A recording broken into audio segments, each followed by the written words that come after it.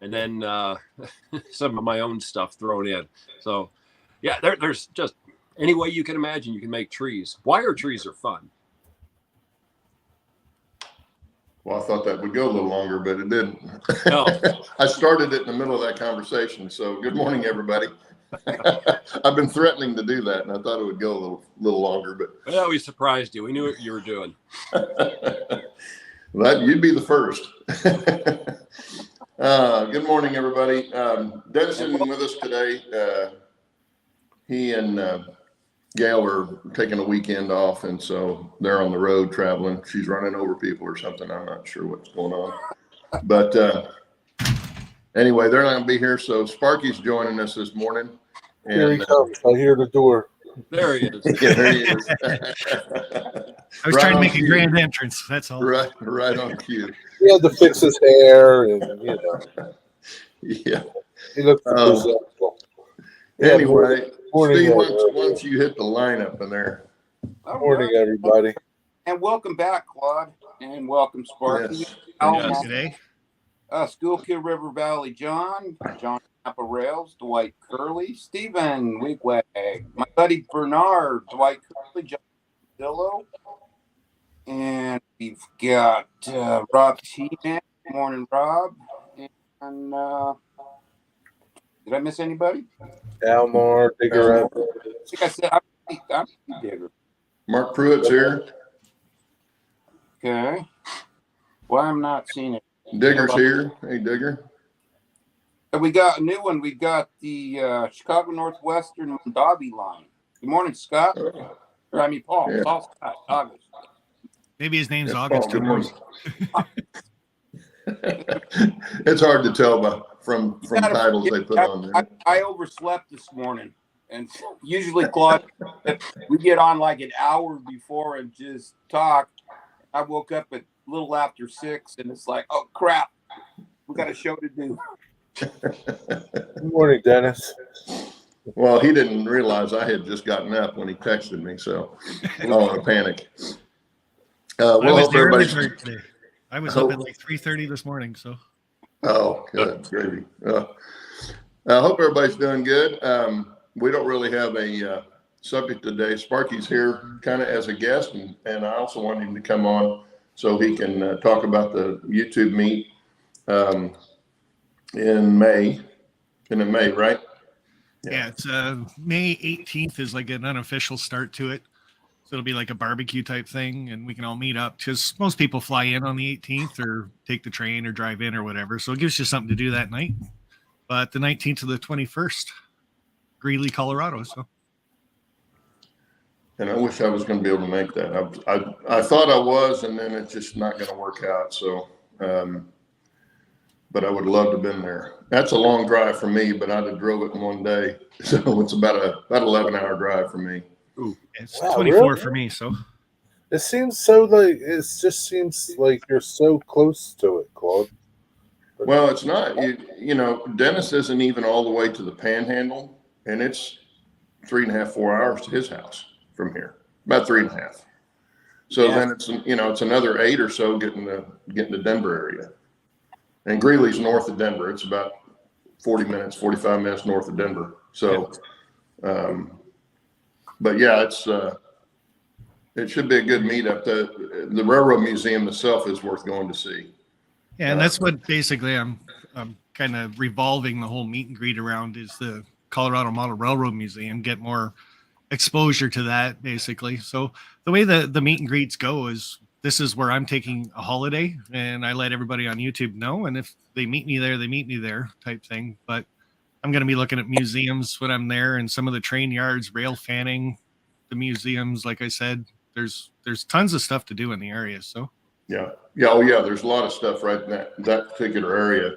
And too bad the narrow gauge trains are so far away. Well, except for the loop, Georgetown Loop is relatively close, but it's a very short run. The other two are a little bit better rides, but they're quite a bit away from there. Yeah, I think we're trying to set something up with the Georgetown and get kind of some behind the scenes things and into the – buildings and stuff they got, their engine sheds and stuff. So, Yeah. Oh, yeah. There's a lot of stuff right in that track. There's a lot of stuff right in that area. And too bad the narrow gauge trains are so far away. Well, except for the loop, Georgetown Loop is relatively close, but it's a very short run. The other two are a little bit better rides, but they're quite a bit away from there. Yeah, I think we're trying to set something up with the Georgetown and get kind of some behind the scenes things and into the buildings and stuff they got, their engine sheds and stuff. So Oh, so Fingers they're crossed running, on it, so. they're running a Shea, if I'm not mistaken, is what they're using for their motive power there. So that would be interesting to see too. Yeah, there's a couple things in the works that probably won't get finalized until like mid first week of May type thing. So just because of the weather, right? So Well, aren't you planning to go to Cheyenne also? yeah, So you go up and see the yards up there. yeah, That should because be interesting. their Steam shop actually has their open house that weekend, and that was Oh, another wow. reason why I planned that weekend. So if it's open, I'm again fingers are crossed. We're trying to get a behind the scenes meet and greet with that and Ed too, right? So Yeah. how Well- far is that? Cheyenne's again, another hour. Oh, An hour? about an hour north of Greeley, yeah. Oh, that's not too bad. But it's all interstate, so it's not, it's not a horrible drive. It's Right. not through the mountains, which is good. Yeah. Well, if you're going to be there during an open house in Cheyenne, I bet you end up meeting Dale and Karen from Toyman Channel. They'll probably be there.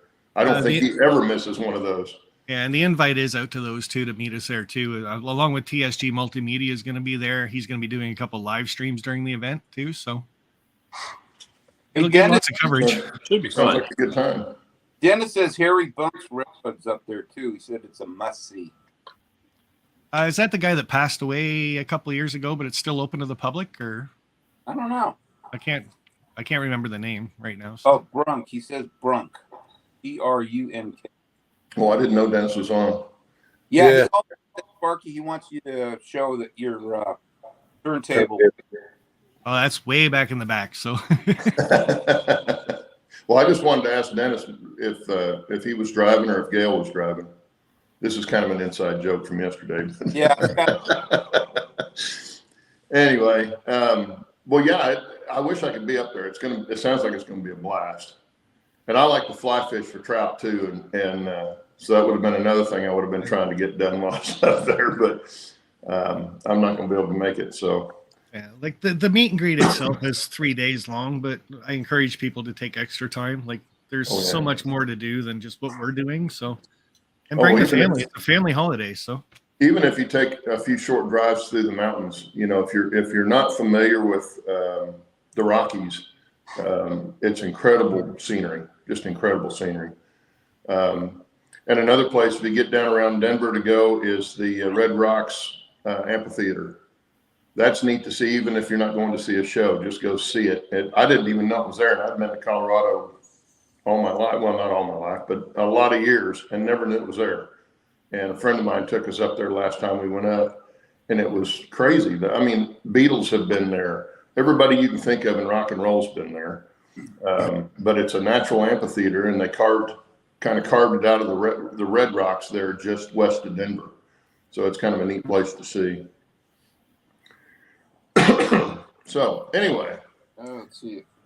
I think so what's going on with everybody? I just got back from vacation. We had a good vacation, all that good stuff. But and thanks to Dennis and Steve and Jerry for holding down the fort while I was gone, and Bill we had for holding down the fort while I was gone.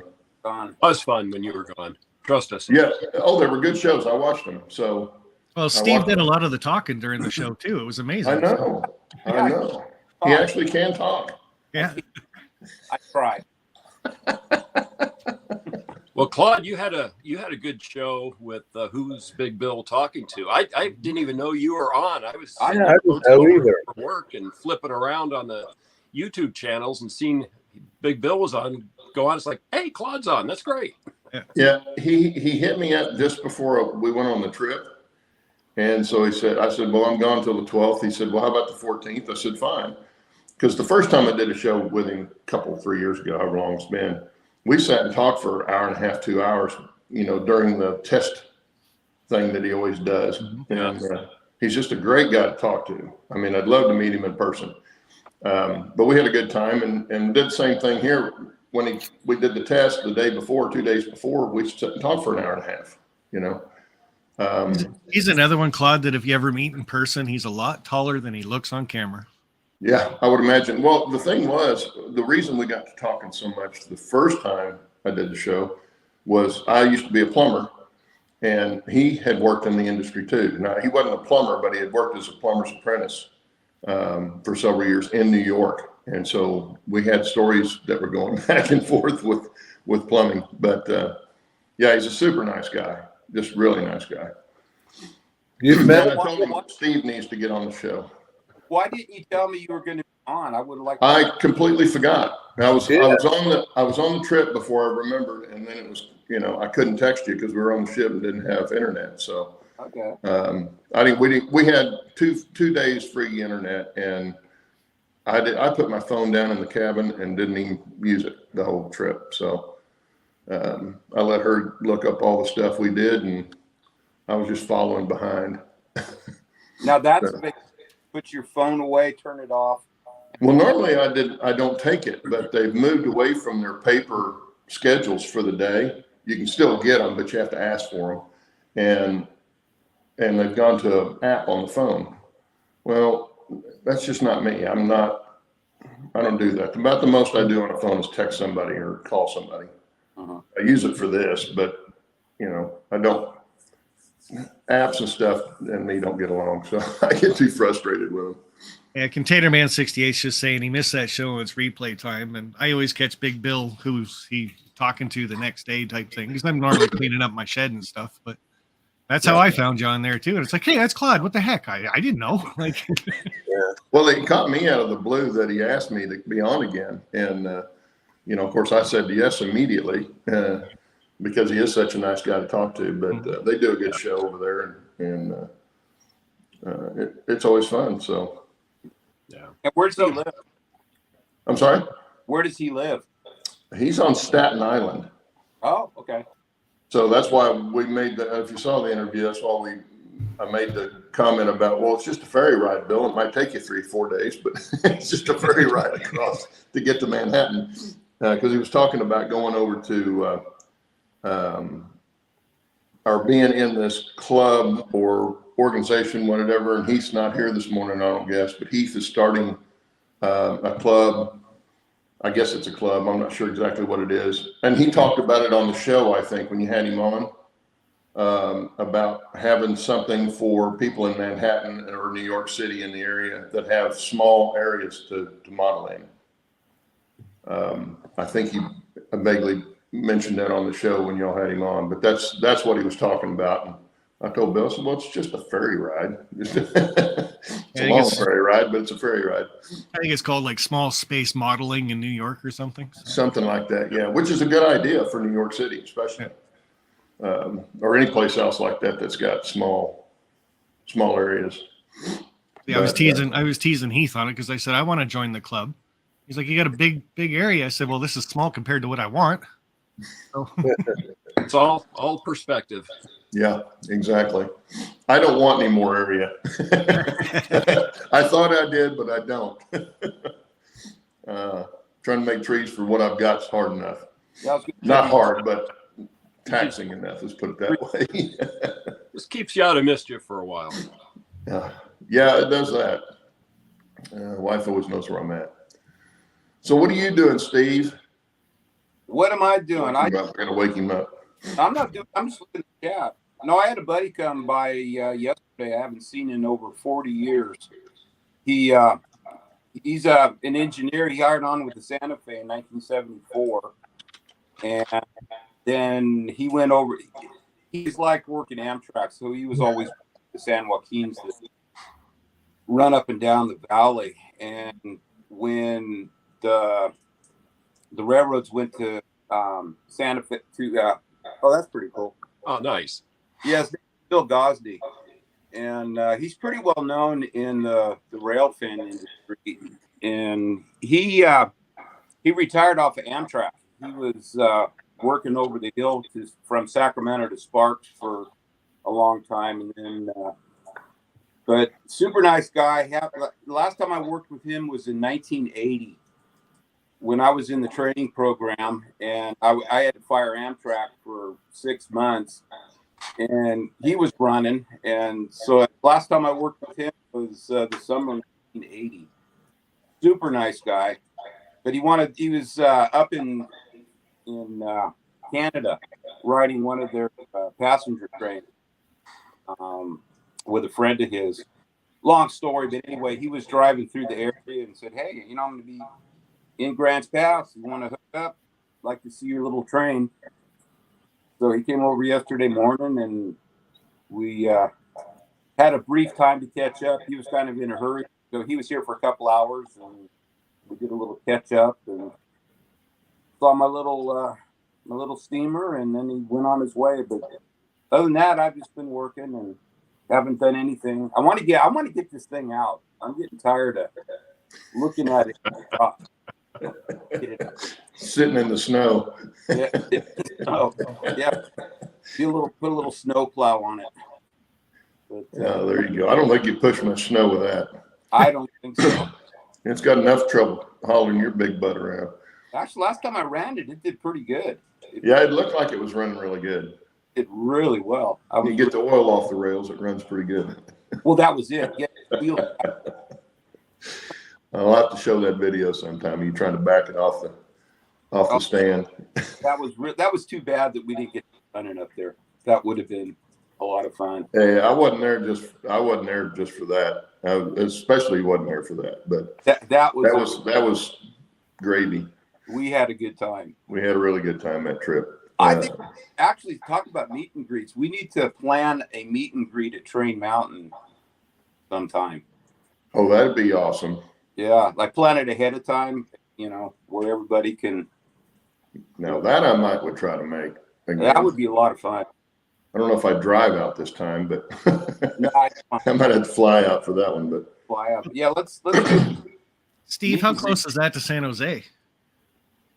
Well, let's see. Train Mount San Jose, probably 6 hours. Doable. 6-7 hours. yeah, Not too.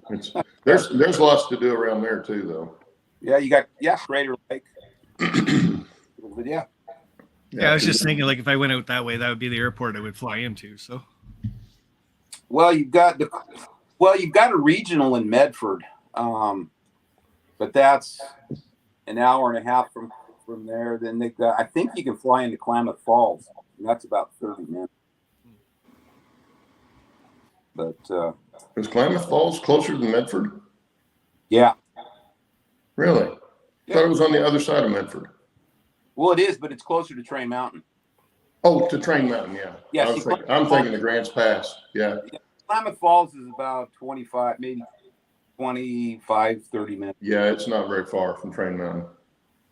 Yeah, because it's on the east side of the lake. So if you want to be close to Train Mountain, you want to be on the east side of the lake Yeah, instead on the west side like we were. but that would be a lot of fun.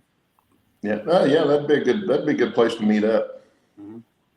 Yeah, they got a nice motel that's not very far from Train Mountain. It's an Indian casino, but it's a 3-story motel that you can stay in, or you can stay in Klamath Falls. is Train Mountain open to the public? Yeah. Oh, okay. Yeah, they've got tour trains that they do on the weekends. You know, if anybody wants to, you know, ride around, they'll take you on trips. And on the weekends, they've got a part of it. It's sectioned off that they run every weekend and pull the public on. It's a lot smaller, but go to anybody who wants to find out about Train Mountain. Go to it's trainmtn.org, and that'll bring you to the Train Mountain website. And it'll tell you they've got live cams up there that you can see what's going on. And the place is massive. It's 2,200 acres. There's over 35 miles of track. And when we were up there with Claude, you know, how long did we ride, Claude? We didn't even go up to the top of the mountain. Oh, we were riding probably. Of course, we stopped and got off for just a little bit, but we were 45 minutes to an hour. Yeah.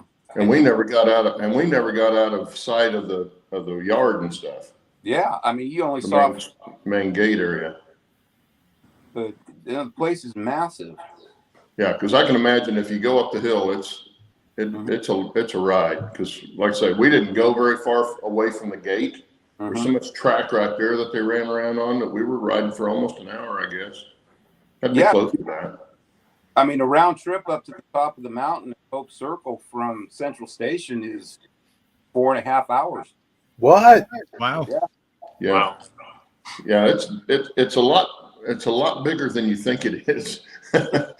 And what's funny, if you look on Google Earth or something like that, and you zoom in and you follow some of the tracks, some of them go across the road to people's houses, and they park their trains at their house.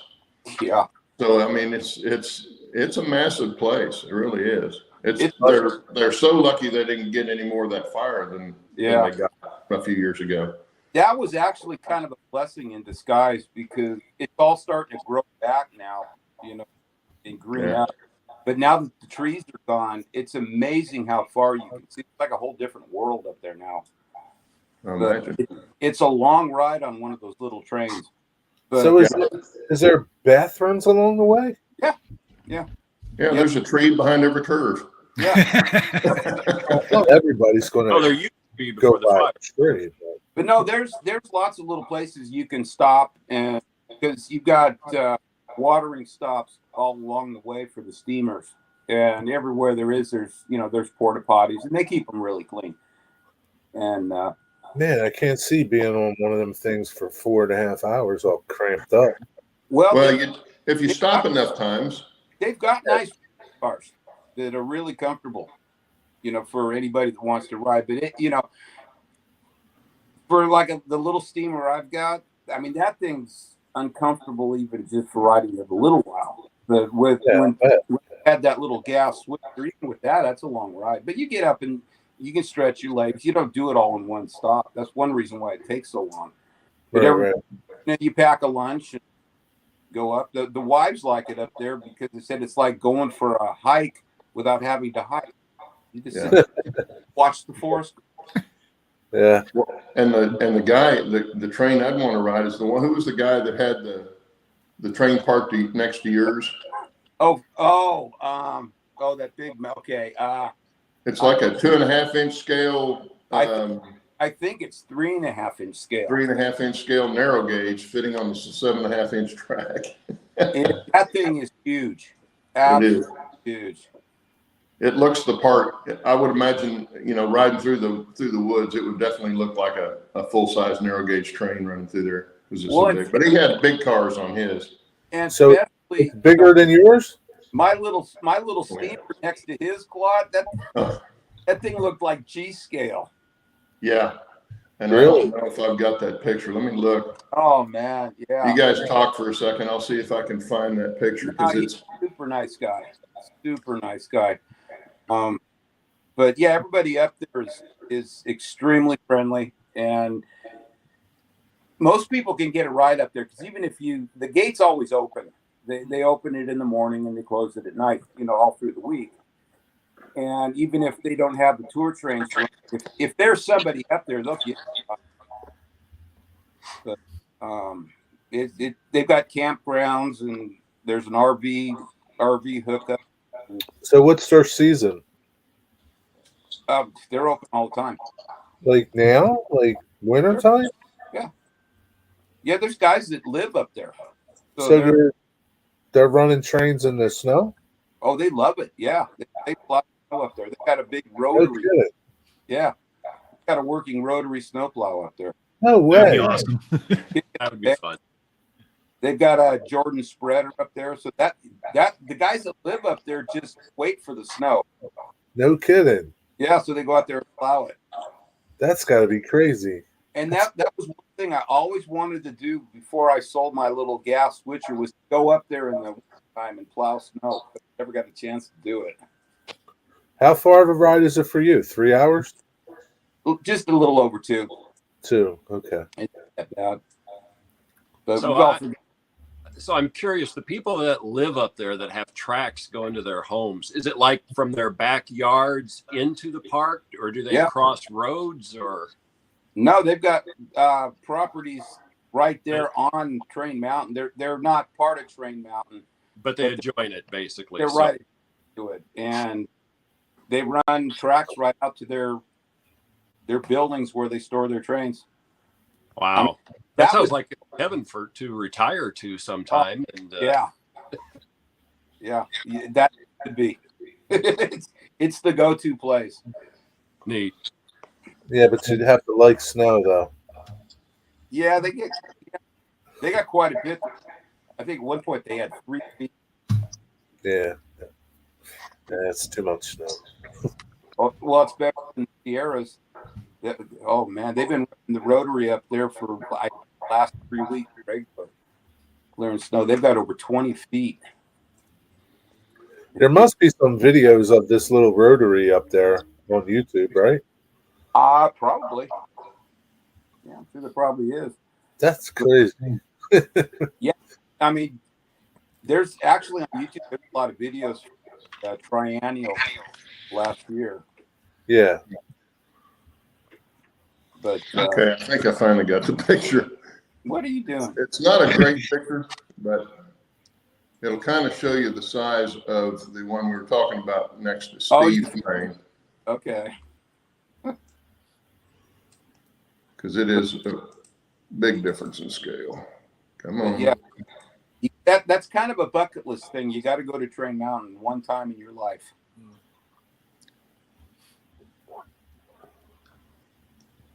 Okay, so in this picture, let's see if I can zoom in. Yeah. Let me get it here. Okay, I'm standing right there. You can see the front of Steve's engine by my right arm. Oh man. Yeah. Oh, wow. And the other one is on the next track over. Wow. And that's a model of a narrow gauge engine, but it's not very far off of full size. Man, I wonder how much that cost to build. Yeah, it's a nice looking engine, but his cars are pretty good size. See, that's one of that tank car right here. That's his, and he had some gondolas that were that big. So Now, yeah, see, it was pretty cool. 3.5 inch scale, which means 3.5 inches to the foot. Mine's 1.5 inch scale. So they run on the same. Okay, so that's how that works out. 3.5. Wow. A lot of guys have 2.5 inch scale narrow gauge. This guy's is just exceptionally big. Yeah, That's probably the biggest. That's probably the biggest one out there. And there were some guys with some, 8 drive wheels on a steam train, mountains and stuff like that. And they're not near as big as that one. They're longer, but they're not as big. That one is so big, the valves in the cab, fill your hand. Right, yeah, like you'd find on a silcock on your house. They're the full size valve. Little tiny thing. How does he transport that thing? On the trailer? He lives up there. Oh, he lives there. He transports it to his house. Yeah. He goes in his garage, his big giant garage. Yeah. That stuff must weigh a lot. That must weigh a lot. Yeah, I don't know what it is, but that thing is heavy. Yeah. Well, it wasn't as heavy as when Steve and I got on the same train. Well, it's me and Steve and Chuck and Steve Anderson. We were all on there, and yeah, we're not small guys. No. Well, I'm not a small guy either, but I was the smallest of all of them. You were the run of the litter, yeah, but the rest of us were all tall and big around, so we were straining the rails a little bit, I'm sure. You just added the traction. Yeah. But yeah, it's a lot of fun, and that'd be a good meet and greet sometimes up there for sure. So, Bill, what are you doing now? Are you still working on your structures? I'm still working on just all kinds of stuff. So I'll show you what I've got going on here. So still doing tail stuff. So I'm at the workbench, and I'm just starting to do an A-frame that's going to go near the engine house on the narrow gauge. So just been getting that going. I've been starting to get the chain glued up on this piece for it here. I'll do more on that after the show's done.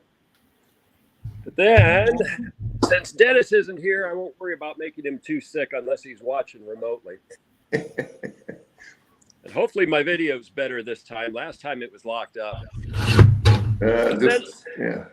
Since last time I painted and weathered up my work booth, got it all finished up here. That That looks was good. all resin kit, and last time I still hadn't finished even building it yet. So that's turned out pretty well. Then I did do a little bit more work on this 3D printed caboose, in that there was like pegs coming out of the bolsters underneath, and it just had it up too high. So this morning, actually, I cut those off and just reset it down so that the caboose rides a little lower on the wheels and looks more realistic. So I'm happy with how these guys have worked out. Yeah, And those look great. Over here, I got my crane painted up and weathered. So I've got some Code 70 tracks on the flat car that the crane can roll on. And the crane doesn't roll the wheels. I didn't glue the wheels. I just kind of glued them for the gauge, so they don't do anything. The boom moves, which is nice. The inside, I won't take the top off. I don't have it glued on, and I'm not going to, so that if I ever want to get inside to look at it, I've got it all painted up, and it looks all pretty cool on the inside. So this scene is pretty much done. So that was a fun little kit to build. And that would be a log crane? That is that's a dedicated and an actual model of a log crane that was made up in Minneapolis, St. Paul a long, long time ago. Yeah, it looks good. Those kind of structures on the rolling stock look really good on a narrow gauge.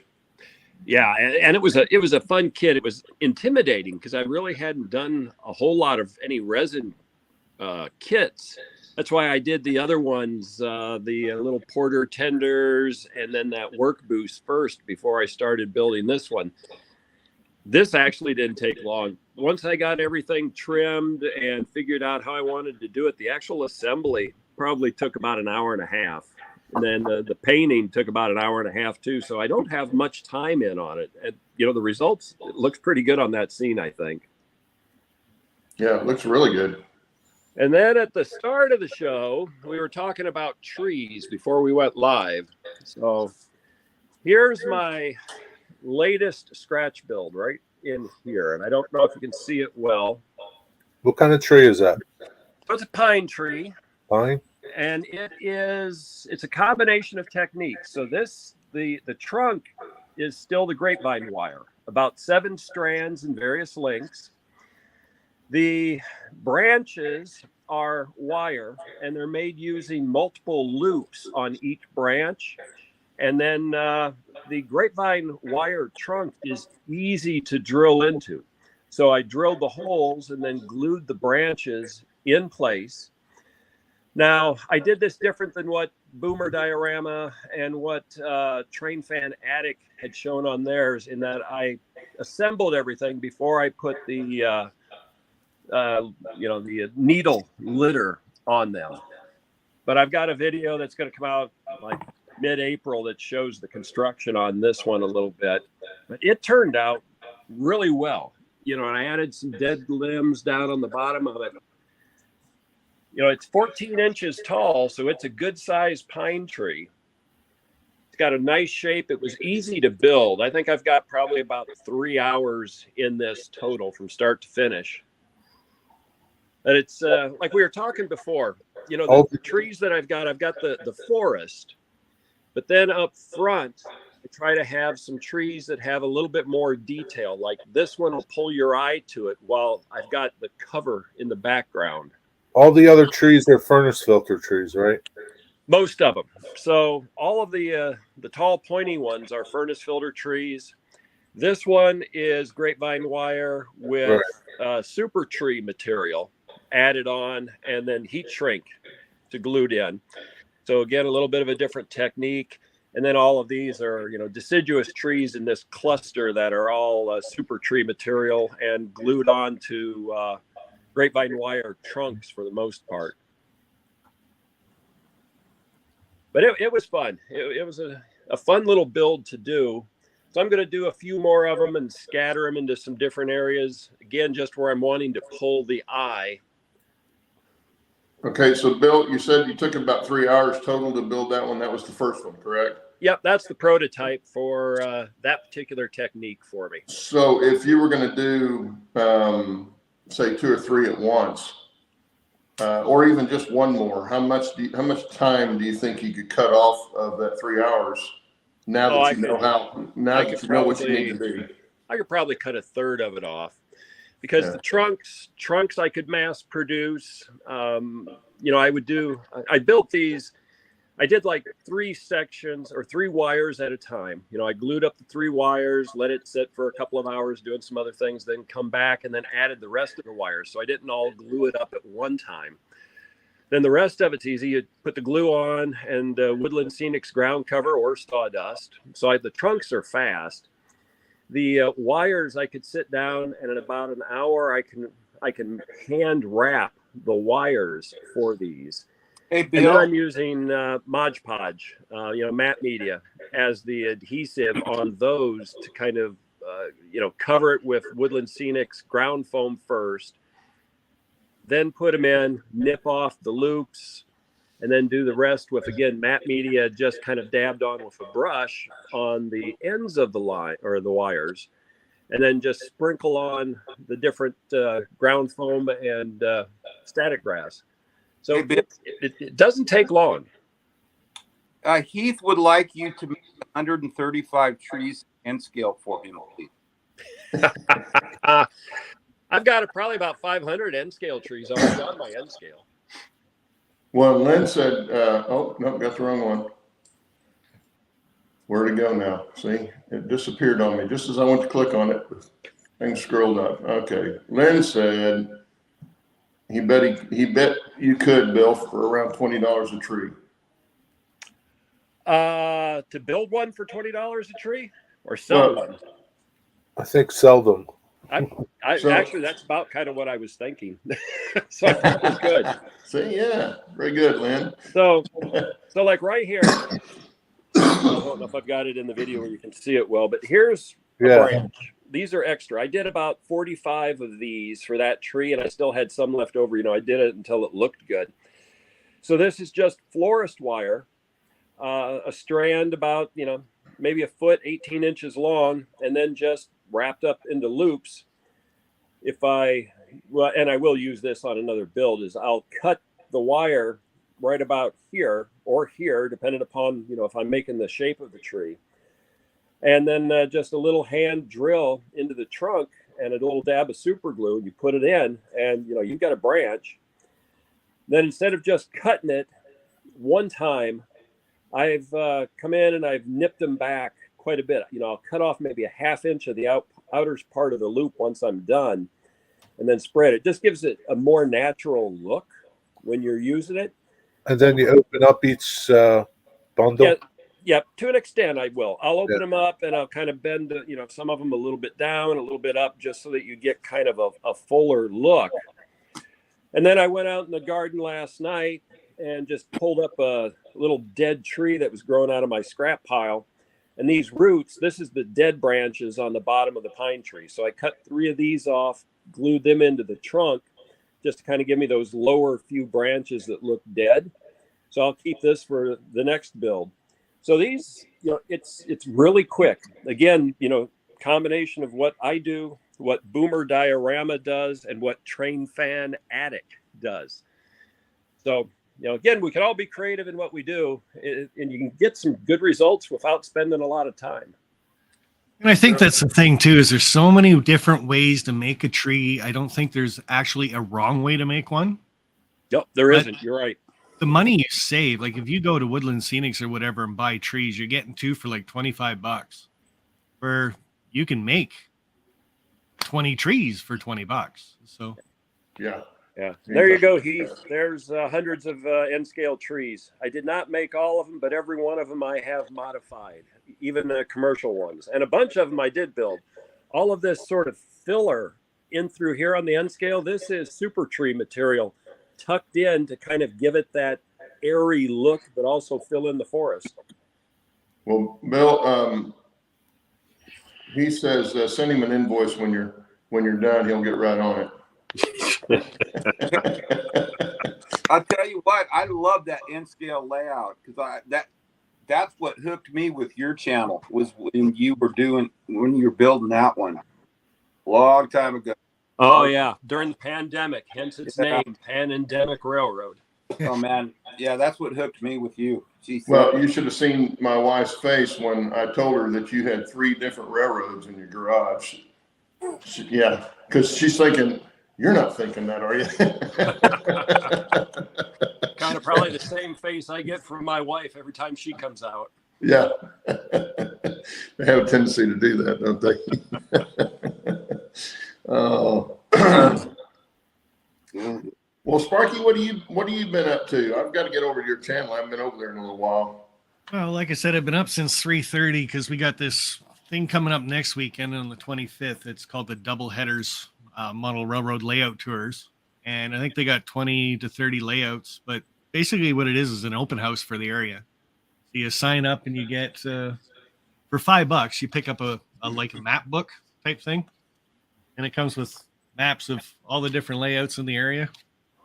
And you just go to them all, and you get a day basically from 9 o'clock in the morning to 9 at night to go check out as many layouts in that book as you can. And this is my first year being on it. So you said 3:30 in the morning, I was out here. I'm painting a step for outside of my fence so older gentlemen and ladies can actually get up on my deck to get back here, and cleaning up the layout and cutting stickers. Like I got rolls of stickers that I'm taking from here and cutting down to that, and just loads and loads of stuff to do. And I wish they'd do something like that around here. They used to with the Garden Railroad Club that was here. They would have something similar to that. But I wish they'd do it with the guys that have layouts. I keep hearing about all these guys that have layouts around town that other people know, but you never hear about them. And of course, I'm not involved with any of the clubs here, so that's, they probably are, but I don't know. Both the clubs here are, one's N scale, which I wouldn't be a part of anyway, and the HO scale is way across town. But I'm not going to be in a club anymore. I had enough of that with the airplane stuff I was in. So before the pandemic, I went on this tour about 3 times prior to, and it's like I said, you just in your leisure, you can go layout to layout type thing. And this being my first time on it, it's kind of exciting to get that far. But yeah. So is this tour, are they far apart each layout, or are they kind of close? It's all different. No, it's all in the, I guess we're called the Tri-City, so it's Kitchener, Cambridge, and Waterloo. Plus it's got Guelph, which is where Sean McGee lives, which is 20 minutes away. So the farthest layouts apart, probably 40-minute drive from the farthest one to the farthest one. Oh, that's pretty good though. That's not too bad. Even seeing this book that I got now, like I got to print it off because I'm part of it. I got 4 layouts all within 3 blocks of my house. Really? Wow. I didn't even know they were here. You didn't know they were there. Yeah. That's crazy. That's the crazy part, right? You're realizing that you have a guy 3 blocks away from you that's been in the trains, and you didn't know it. Like how can they not know mine? My train shed got stickers of trains all over it. Like Are all they these guys visible? knocking on my door going, do you actually like trains, or are you just weird? Are they visible from the street? Yeah. Are they visible? They're visible from the street. Yep. Okay. So it's Now, not, yeah. So when they ask you that question, do you say a little bit of both, or? Yeah, pretty much. Have you ever had anybody knock on your door? I have actually. I've had probably about 4 or 5 people will, if they're walking past and I'm outside or something, they're like, do you got trains in your shed or something? I'd be like, yeah. Oh, okay. Do they ask to come in and see them? Yeah. Oh, that's cool. That is cool. No problems opening up the door and letting people come in. So, Yeah. So, Bill, how do you think your wife would feel about you putting stuff on your garage door? Actually, it would be more me, because I won't do that. But Okay. All right. Yeah, I've shown my layout to, of course, relatives and stuff, and friends of the family that have come over. But people that aren't friends of the family or relatives have been the workmen, especially the guys come do the air conditioning and heating, twice a year. It's always a different guy. And I had to move the attic because it's up in the attic. So I had to move the stairway over and put a stairway in so that I could get the layout in there without having to crawl over it to get up in the attic. So those guys always come in and see it. And I've had one of them tell me about somebody else that had one. Of course, they're in people's houses all the time, so they see that stuff. But, you know, nobody around here really advertises that they have it. I've only met one other person, and we had him on the show, and I went up to his layout and stuff, and he's 45 minutes north of here. But he's the only one that I've met on YouTube or through any of this that's from this area. But I keep hearing about people all the time, but, you know. Well, maybe I'm not sure how you find them. Maybe you should start a little group. Well, how do you do that if you don't know where they're at and they don't know how to get hold of you? And, you know, you'd have to advertise. I don't know how you'd advertise that. Other than the way I found out about this group is through the local train shows. Yeah. You go and you're walking through and you see all the vendors and stuff like that, but they have a booth set up with a big banner and says that they do the layout tours and stuff. Well, when they have a train show here, it's not much. You know, I went over and met Jason over in Arkansas and went to the Northwest Arkansas train show. And that's a bigger show than they have here in Tulsa. And it's a much smaller populated area, but they have a much better train show over there. I don't know why they don't have good train shows here, but they don't. You know, Claude, it's the same way with inch and a half scale railroads. You'd be surprised how many of those are around that are in properties that you can't even see them, but they're all over the place. Well, I did meet one guy that was into live steam. And I never went over and saw his trains or anything, but it's when we were flying. But he would come with a friend of his that flew.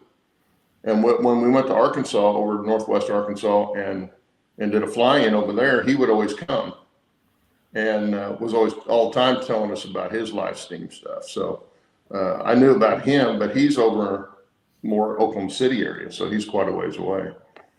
But yeah, it's hard to find a medium if it's not on the internet where you know these guys will gather, and a lot of them are older guys. They're not messing with the internet.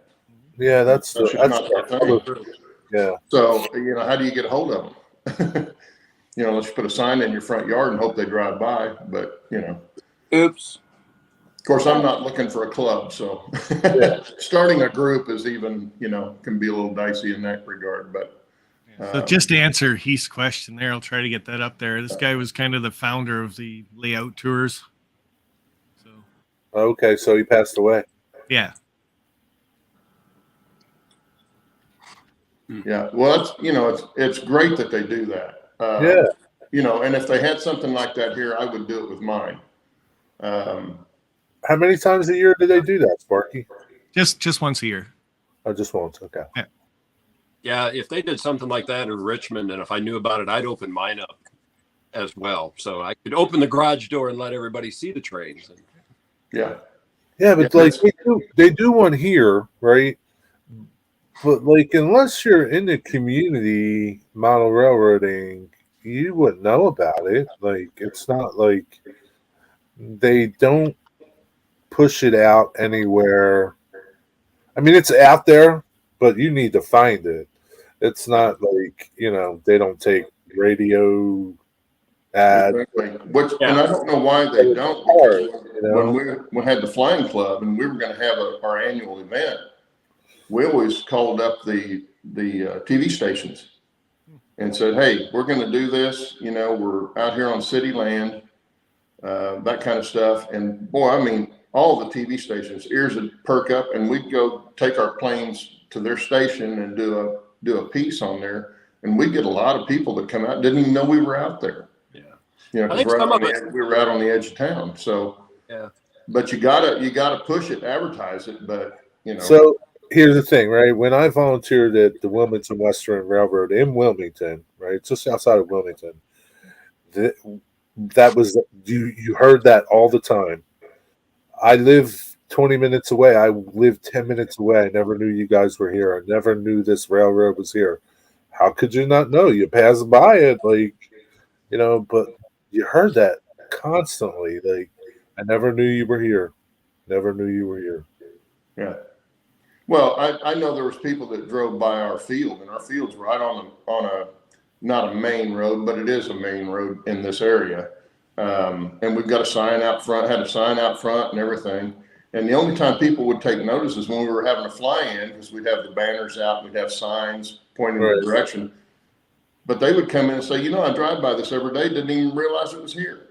Yeah. They just don't pay attention. If there's nobody there, they don't look over there. It's just more farmland to them. Yeah. So that's part of it too. You got to really focus their attention on what you want them to see. Otherwise they'll, they're busy with their life and they're going down the road. So yeah, pretty much. But, even advertising train shows around here doesn't get done very much. It used to be in the paper, but the local paper here is like 3 pages anymore. They just don't do a print copy anymore. So do you think you have more train shows than you actually have? Here? Yeah. We have one in Bixby once a year, and it's not very big. It's like being in somebody's basement. And then there's the one in Oklahoma City every year. And that's a decent sized show. But it's, it's 2 hours away from here. Okay. So they used to have one in Tulsa every year, but the last time I went, it's in the IPE building, which was in the Guinness Book of World Records one time for the largest single span building. But they would have it in that, and it looked like they had 3 tables in the building because the building's so massive, but there just wasn't much there. Yeah. The local N-Scale Club would put up a module.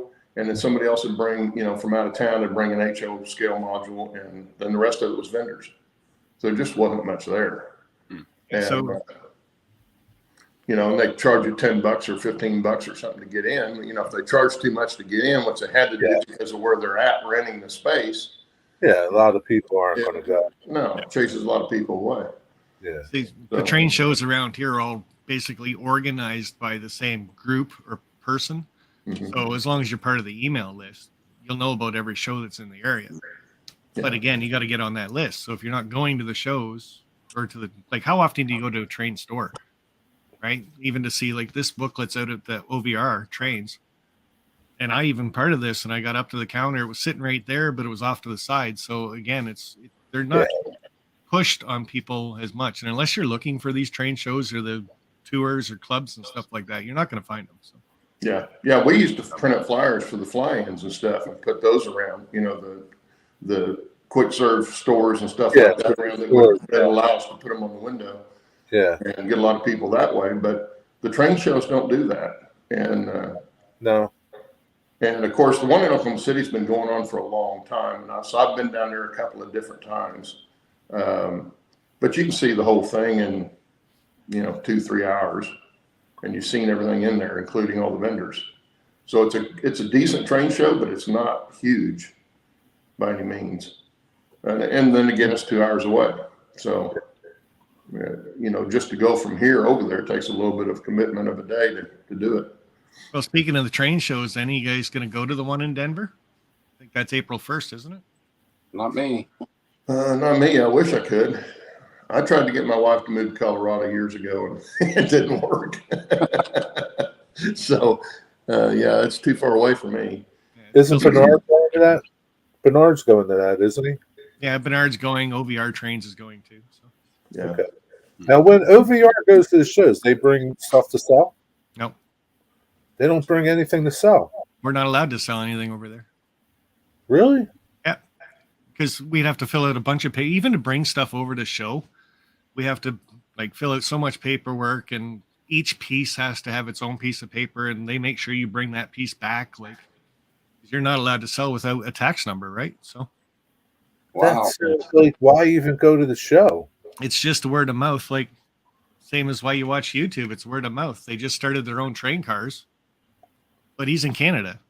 He's in Ontario. So are you going to know about these train cars unless you're watching my YouTube channel or somebody else's? No. To sell to the Americans, you got to start doing American shows. So Yeah, but you can't get the bring word them out. to sell. That sucks. But it's the same with Bernard and mini prints. He goes down, takes the pictures and stuff like that. There's never any money that changes hands, doesn't sell anything.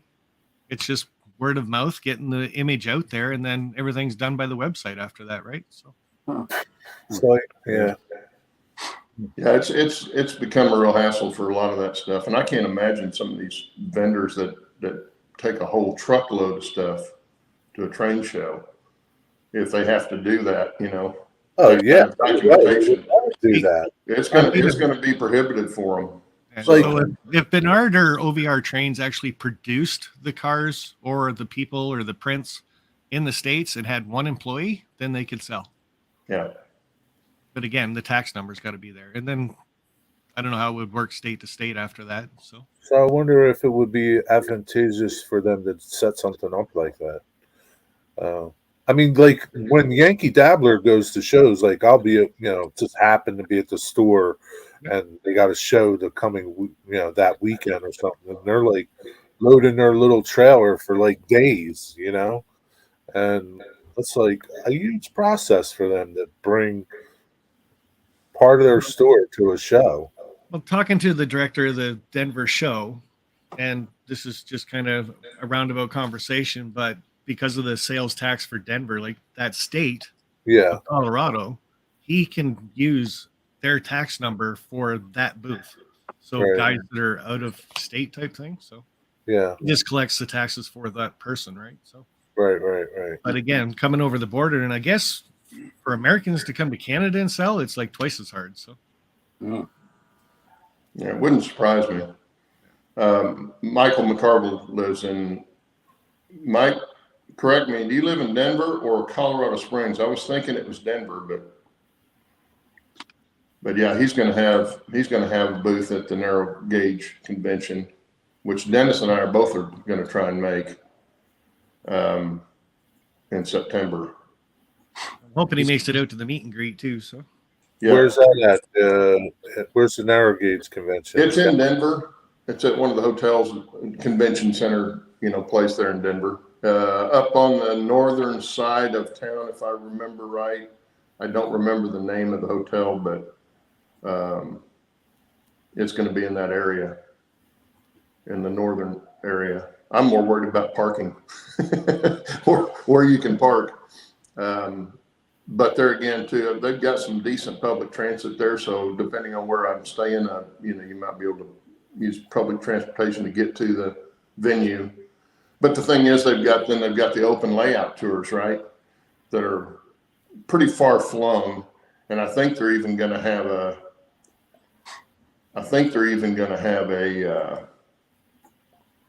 deal where you can go down and ride the narrow gauge trains, which I won't do because that's a long way from Denver. That's what I was wanting to try to get on there. That's about where the hotel and convention center is on I-70, close up to the airport, or not very far from the airport. He didn't answer me. Oh, he's east side of Denver is where Mike lives. So he's out on the flat part of Denver. He's not up on the mountainside. He's on the flat part. Yeah, with the rest of his farmers. Yeah, I'm going to try and make that. But that's because I'm narrow gauge, and then Dennis is going to try and make it too. So Yeah, maybe Michael McCarville will come on the show one day. yeah, we've had him on before. I need to get you back on again, Mike. So when a time's good for you, let me know, and we'll get you on the show again. Because he started this McCarville studio since the last time we had him on. He's doing buildings and stuff, laser cut buildings. Wow. Yeah, Dennis and I are going to go up there, and I might try to get him where we drive together and let Gail drive. Oh God, that's scary. Anyway, how far am I from Greeley? Further than I am from here to Denver. I think you said 11 hours, right? About 11 hours roughly to Denver.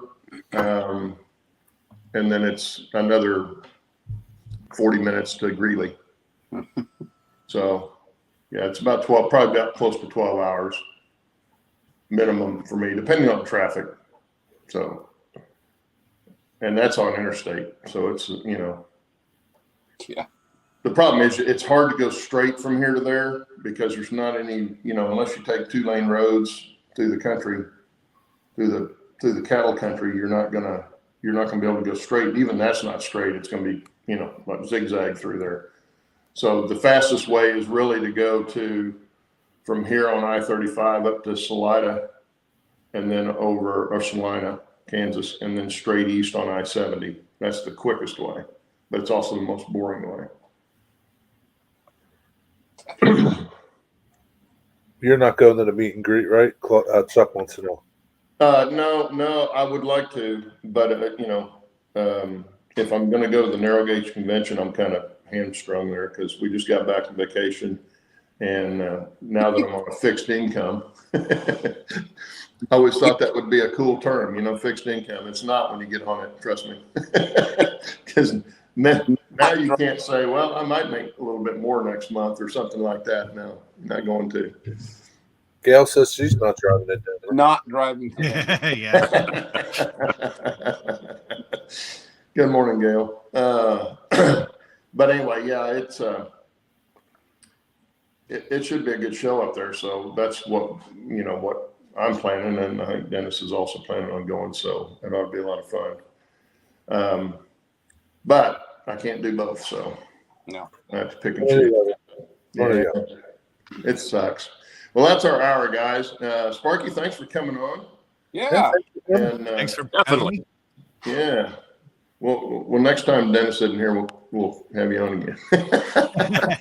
You can be our substitute, Somebody. Dennis. Have a fun time with your open house. Well, thanks. I hope it's going to be a blast. So I think you're going to have a great time. You got to set up a camera and do a little short live stream. actually, I'm planning on just turning this camera on during the whole day and just let it play. There you go. Live stream. There you go. That'll be fun. Yeah. It'd be good. You're going to get a lot of people visiting. Yeah. They're finally Well, going okay, guys. to see you. Gary, Sparky, Bill, Steve. See you guys. See everybody. Thanks Thanks. guys for being here and everybody in chat. Have a good weekend and a good week, and we'll see you next week. Later. See y'all. Hey, Bye. guys.